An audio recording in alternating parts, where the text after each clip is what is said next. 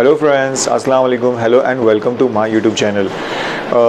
इस बार जो है वैसी है, कुछ खास अनाउंसमेंट नहीं, लेकिन सबसे इम्पोर्टेंट बात जो थी कि एयर सुविधा फॉर्म्स की अब कोई ज़रूरत नहीं है हमें इंडिया एयरपोर्ट पे लैंड करने के लिए। लेकिन जैसे मैंने इस बार मतलब ऐसे शुरू किया है कि अब मैं सोच रहा हूँ कि इम्पोर्टेंट जो न्यूज़ है उनको यूट्यूब शॉर्ट्स में करके अपलोड कर दिया करूँ यूट्यूब शॉर्ट्स पर। तो प्लीज़ आप मेरे यूट्यूब शॉर्ट्स देखा करें।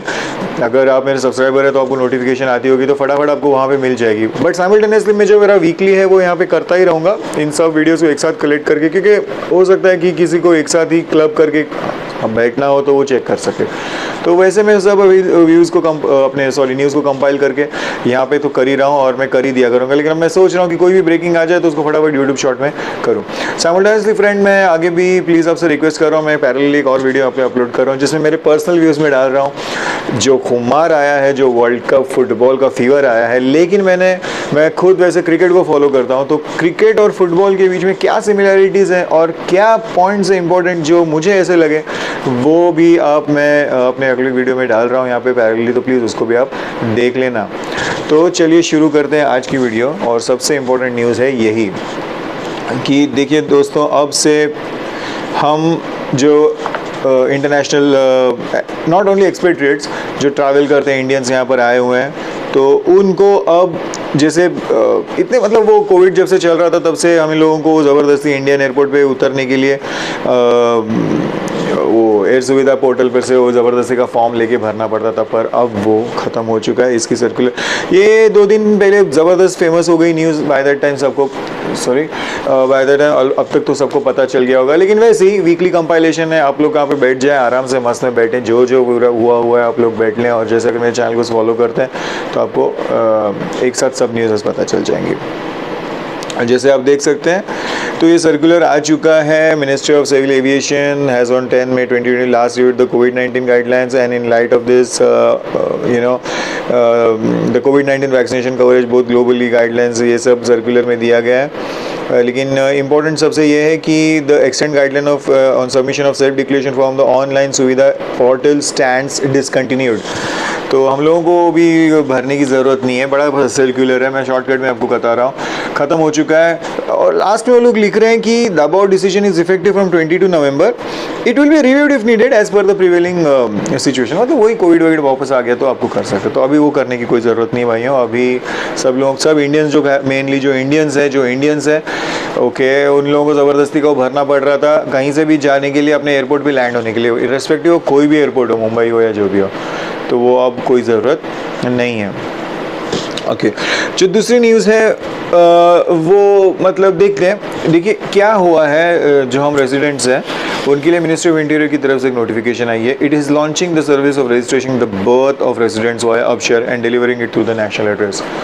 तो देखिए कितना अच्छा हो चुका है। फॉर एग्जांपल जो भी रेजिडेंट्स हैं यहाँ पे इकामा पे, उनके बेबीज़ हैं, अगर बेबीज़ हैं इन द सेंस उनकी बेबी की यहाँ डिलीवरी हो रही है, बच्चों की यहाँ पे डिलीवरी हो रही है, तो अब सिविल अफेयर्स बाद में अपॉइंटमेंट लेकर वो सब करने की ज़रूरत नहीं है। अब वाया अपशेयर आपके बच्चे जो डिलीवरी हो जाएंगे, इनकी रजिस्ट्रेशन अपशेयर में हो जाएगी, हाँ रजिस्ट्रेशन हो जाएगी, वहीं से हो जाएगी। लेकिन एग्जैक्ट मेरे को अभी तक मैं ये कंफर्म नहीं कर पाया हूँ कि सिविल मतलब दफ़ा मदनी में जाना पड़ेगा कि नहीं। अब दफ़ा मदनी में जाने की ज़रूरत तभी पड़ती है मेरे दोस्तों भाइयों, जब बेबी का नाम बनाना पड़ता है। मतलब नाम की रजिस्ट्रेशन तो आपको मिल जाती है यहाँ पे से हॉस्पिटल में से, ओके। और ये नाम को जो है वापस ऑफिशियली रजिस्टर करने के लिए आपको सिविल अफेयर्स में मतलब जाना ही पड़ता है, जो आपका बाजू में सिविल अफेयर्स होता है। लेकिन अब वो यहाँ कह रहे हैं कि बर्थ ऑफ रेजिडेंट्स अपशेयर से हो जाएगा। तो मुझे ऐसे लग रहा है, अभी मैंने प्रॉपर देखा नहीं है, कि सिविल अफेयर्स में जाने की ज़रूरत नहीं पड़ने वाली। लेकिन ये ऑफिशियल नहीं है, सीधा आप अपशेयर में ही कर सकते हैं और नाम बीम का भी हो जाएगा। मैंने चेक नहीं किया है, लेकिन इससे इतना ये पता चल रहा है। लेकिन जैसे ही आगे इसके बारे में कोई अपडेट आती है मैं डेफिनेटली यहाँ पे अपडेट कर दूंगा। मुझे ऐसा लग रहा है कि अब से रजिस्ट्रेशन को उन लोगों ने सिविल अफेयर्स निकाल दिया और अपशेयर डाल दिया। ये बहुत अच्छी खबर है, क्योंकि मैं खुद इस प्रोसेस से गुजर चुका हूँ और उसमें हेडेक है थोड़ा आपको जाने के लिए। अगर वो डायरेक्ट अपशेयर से हो रहा है तो बहुत अच्छी बात है।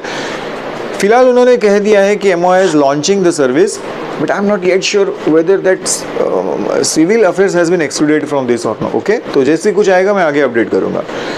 फिर ये जो बात है जिसको मैंने शॉर्ट्स में भी डाला, मुझे लगा यहाँ पे कर दिया जाए। ये नवंबर 22 को आए थे, जैसे आप स्क्रीनशॉट पे देख सकते हैं। So now Al Haramain station is linked to public transportation with 42 trips and this has come from Jeddah transport company. तो जब हम जिद्दा जाते हैं, मक्का से जिद्दा, ओके, ट्रेन से तो अब जिद्दा के अंदर अगर हम लोगों को वापस बस स्टॉप में जाना है, तो जिद्दा के अंदर अगर हमको मूवमेंट करनी है तो हमारे के लिए 22 बसेस चालू हो चुकी हैं। तो देखिए, वैसे तो आदमी मक्का से जिद्दा जाएगा, जिद्दा से मक्का आएगा, लेकिन जिद्दा के रेजिडेंट्स के लिए बहुत अच्छा हो चुका है। इतना ही नहीं, अगर कोई एयरपोर्ट से जिद्दा जाए और फिर वो जिद्दा से मक्का आना चाहे, इसी दौरान अगर वो जिद्दा के नेबरहुड में करना चाहे, तो यहाँ पे 42 बसेस चालू हो चुकी हैं जो सुलेमानिया स्टेशन इन जिद्दा से काम करती हैं। अब ये सुलेमानिया स्टेशन हरमैन रेलवे स्टेशन का स्टेशन है, जिसको ये यहाँ पे मैं तफसीर से बता रहा हूँ, मैं यूट्यूब पे बता चुका हूँ। यहाँ पे अगर मूवमेंट आपको करनी हो जिद्दा के अंदर, जिद्दा रेलवे स्टेशन से जिद्दा के कॉरिडोर के अंदर, तो यहाँ पे ये बसेस चालू हो चुकी है। साइमल्टेनियसली वहाँ पे भी ये फ्री बसेस हैं ही हैं, मक्का में भी फ्री बसेस हैं ही हैं आपको यहाँ पे मूवमेंट करने के लिए। वहाँ पे तो फ्री है, यहाँ पे तो 3.5 रियाल को है। तो जिद्दा अब जाएँ, अब जिद्दा पूरा मूवमेंट करके आ जाए, वापस जिद्दा रेलवे स्टेशन आ सकते हैं। अभी समझो ये मेनली उन लोगों के लिए मेरे को लगता है यूजफुल रहने वाला है, जिद्दा के रेजिडेंट्स के लिए। इतना ही नहीं, मक्का के लोगों के लिए भी हो सकता है, जिनको जिद्दा में घूमना वीना हो, वो जाए, घूम के आ जाए, वापस रेलवे स्टेशन आ जाए और रेलवे स्टेशन से वापस मक्का रेलवे स्टेशन पे आ जाए। और ये एक न्यूज़ थी जो मैंने सोचा शेयर कर लूँ अपने सब सब्सक्राइबर्स के साथ। 2 expert women have been arrested for practicing illegal abortion. और मैंने सोचा शेयर कर लूँ। देखिए, abortion is illegal in Saudi Arabia. ये तो आप लोगों को अपने बाय एंड लार्ज मालूम होगा। ये उन कपल्स के लिए, मेरे उन फ्रेंड्स के लिए they who are couples who are expecting child and who have their wives are pregnant. For example, they are about to go for a delivery, but if they are planning to make or consider an abortion of the child, will be an illegal sin. Of course, it's sin in the religion itself. Here it is totally banned, prohibited. But this news is confirming the fact that even those women, first of all, you cannot do it in hospital. But if you want to try, even if you think of trying to do by some any other way, and if there is some center which you have found of, women, men, whoever, first of all, women only, men absolutely no. But even if there are women, so see, they arrested. It is illegal. What my point is, first of all, it is illegal. And if you are also caught somewhere like this, you can come in a big problem. So my advice to all of the friends out there is, especially the couples, not even share it with your people. Do not ever think of going for an abortion. At least if you are in here, in Saudi Arabia. If you are there in India, and if you are even thinking it might also work, Allah, you do not even think of it. I just wanted to share this with my those friends, subscribers who are expecting, even if they are females, my female subscribers, and if they are male subscribers, please convey to your wife and keep it with your family. Do not ever think, bring this thought of getting your newborn baby aborted before delivery. Here in Saudi Arabia, it is a grave sin.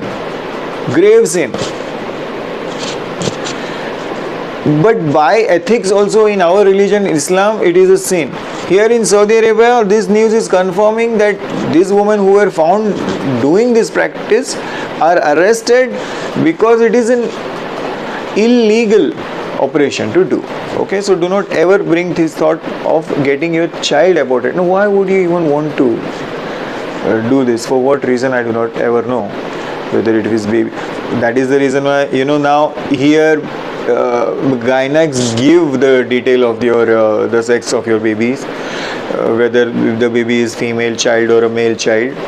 But with this news is coming, you might also in future get to know that the gynecologists are refusing to let you know, because by this time it was quite okay to reveal this to the parents.